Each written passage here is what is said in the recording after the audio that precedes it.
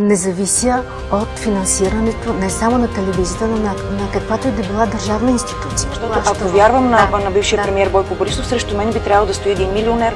Даже никога не съм ползвала бюджет на телевизията. Аз не знам откъде още може да се измисли подобно нещо. И за това, повтарям, ще дам Бойко Борисов на съд. Държавата България през една от централите си плаща на журналистка за интервюта в чужбина, по няколко милиона струвайки. Да, за първи път го гледам.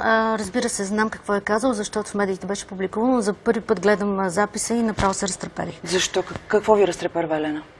Това е абсолютно тотална лъжа. Аз не знам откъде въобще може нещо подобно да се измисли.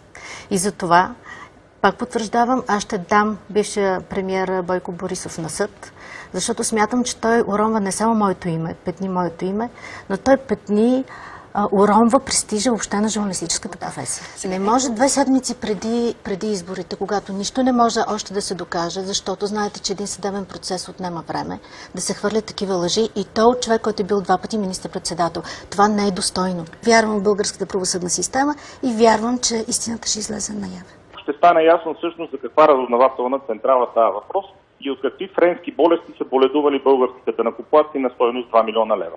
Чувам, че намесено и френското разузнаване, въобще кашата става пълна и направо и аз съм заинтригувана за какво и да реч. Френското разузнаване? За първи път чувам и френското разузнаване да се намесва. Изненадана съм не по-малко от вас. 2 милиона лева? Това става като криминален роман. Става ефтин роман. Държавни пари, милиони за вашите репортажи, правителството на Бойко Борисов категорично не е било принудено да дава. Не. Категорично не. Категорично не.